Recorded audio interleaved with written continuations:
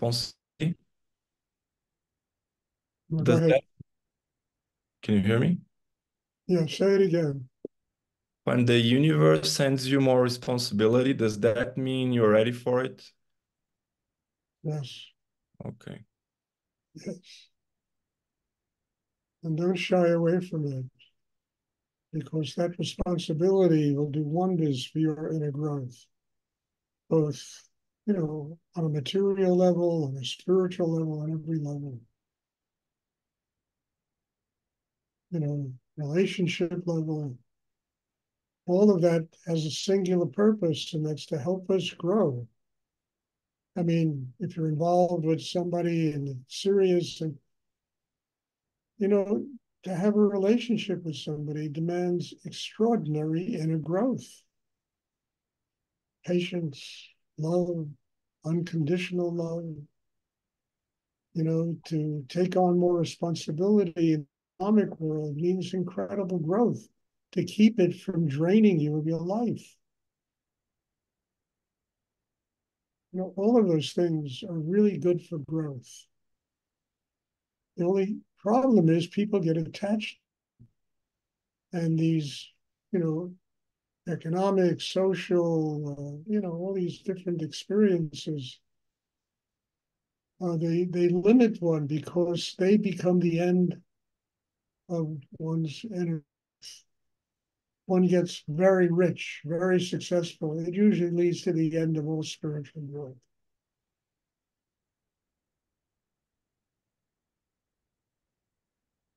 And I've had it over and over again, especially in relationships where I've had students who hadn't had a relationship for, I don't know, years, 5 years, 4 years. I mean, and suddenly the chakra system started developing and they became juiced alive, and somebody fell in love with them. And I would say 80% of the time they just vanished from the meditation. It used to be an extraordinary thing for me, and now it's not so extraordinary. I've just seen it so much. People get successful in life financially and they leave the meditation. They begin to think that in their own minds that they're the ones that are doing it. They're not. I'm not the one that's doing it. The spiritual energy is doing it. All I do is channel that energy that makes possibility for people to grow life.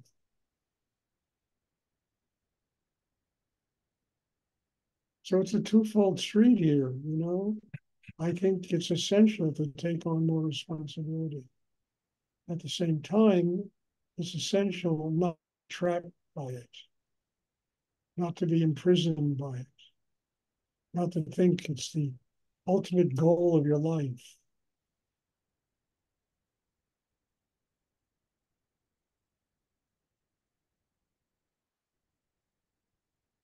It's another department in life's university.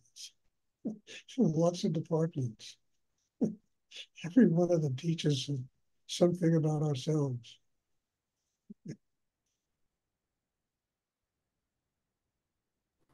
Does anyone else have a question? I hope that's clear, Dan. Thank you. Does anyone else have a question? Stuart? Yes, hi, Stuart. Hi. In the spirit of today's holiday, can you talk about living in the space of personal freedom? Personal freedom. Look, next next Independence Day, we might be celebrating a king here. I mean, really, there might be another, American Revolution against royalty that is beginning to dominate our lives. I mean, this could very happen. What's going on in this country? Enjoy yourself, enjoy your life. Don't get strung out with any of this stuff. It's all just bullshit and temporary. But I think it's kind of strange. Look, I was born during World War II, where millions of people got killed fighting for liberty. And in my same lifetime, I see it vanishing.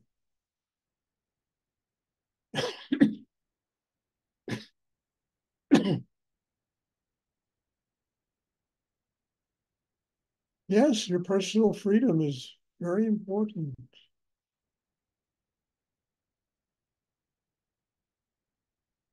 It's really not dependent upon what other people think and do and their beliefs and their politics. And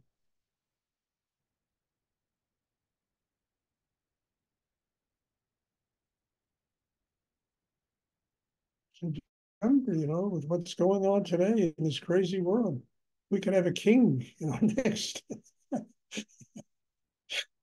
our next Independence Day, and there'll be talk of another American Revolution. I mean, it's funny, but it basically could be true, with what's going on today. So enjoy your life, enjoy your freedom, enjoy what you have as a human being. It's precious, sacred, and everybody has the right to be happy. And I've learned in my life, nothing in the external world is ever going to make me happy. I have to make me happy. And then whatever goes on, goes on. We can more Maya, more illusion.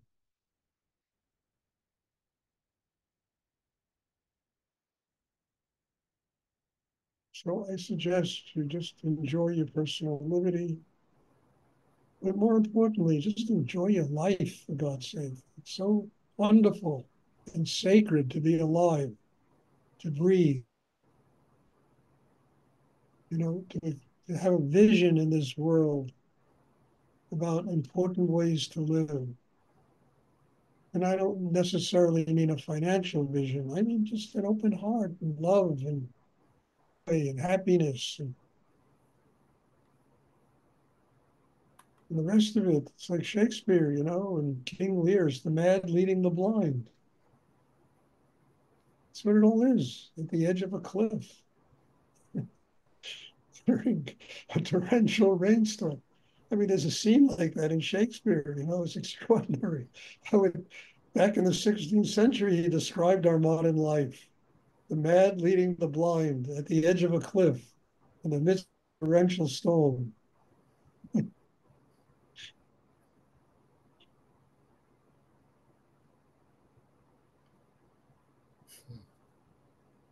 Thank you, Stuart. You're welcome.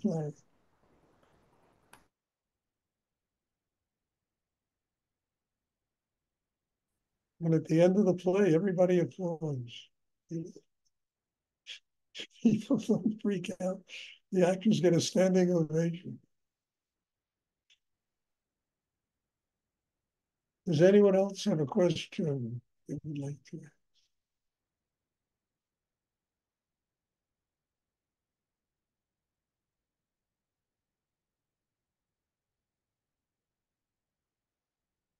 Stuart, can you speak about the function of the crown chakra? Yes, the crown chakra is where Kundalini energy gathers. It rises from the base of the spine into the crown chakra. It gathers there, it germinates. And when it matures, the crown chakra will open and allow the soul of the human being to connect with the soul of the universe. It brings about a state of spiritual enlightenment. In the Hindus, I think the Buddhists know it's 1,000-petaled lotus, Sahasrara. But the activation of Kundalini opens the crown chakra. And the crown chakra, there's two things. It frees the soul to go out into the universe, connect with higher energy. It also receives the Om sound, the sound of creative energy, comes into us through the crown chakra. And then it goes into each of the chakras to develop.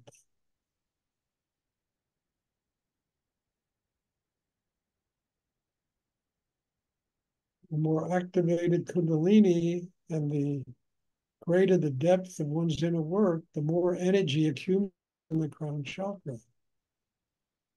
And that chakra will open.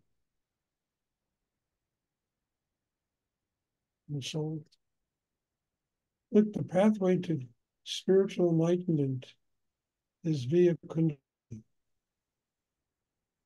And as Kundalini energy accumulates in the crown chakra, it opens the crown chakra. The crown chakra. And then, we're still living on the earth. What comes back? Knowledge, wisdom, love, compassion, unconditional love. Foundation. What comes back is an extraordinary level of our humanity that makes us capable of receiving higher energy and using it in the world to work out karma.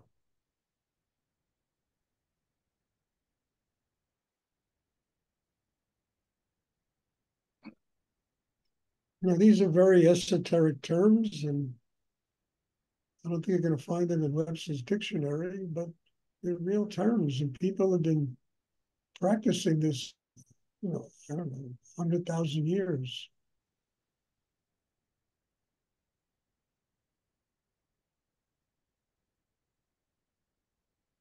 Thank you.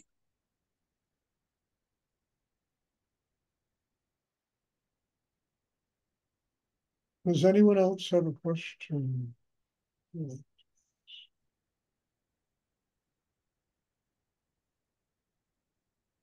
The ultimate goal on earth, happy people, people that are full of unconditional love. That's the goal, because that goal enables us to free ourselves of karma. And then you have the spiritual goal, which is becoming one with higher energy in the universe. And ultimately evolving out of this level of, this incarnation, which is just, years of suffering and difficulty and positive and polarity and negative and all of the stuff that manifests on the earth.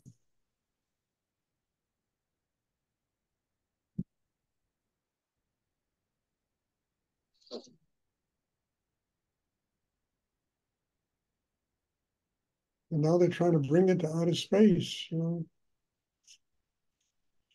People just bring love. Bring love to the moon. Bring love to Mars. Bring love wherever you go. Bring consciousness. Not going to Mars is planting your flag and I possess Mars.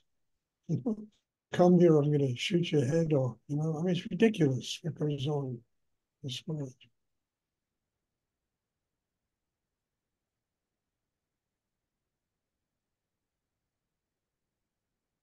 Does anyone have a question? Anyone else have a question?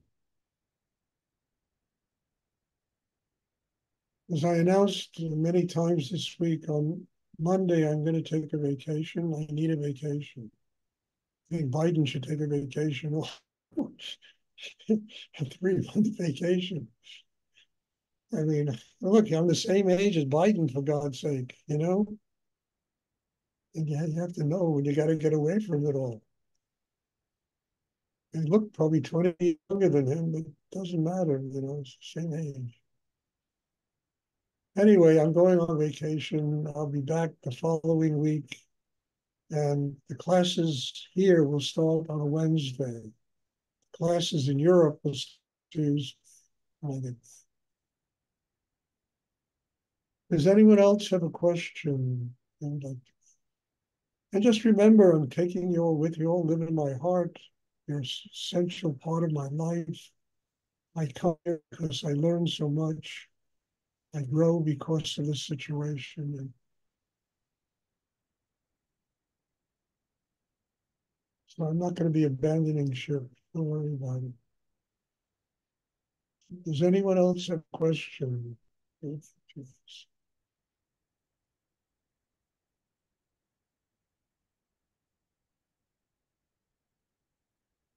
There will be class on Sunday.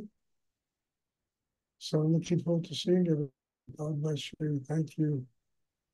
And I hope you all have a wonderful weekend. You know, those of you that celebrate the 4th of July, light a firecracker for me.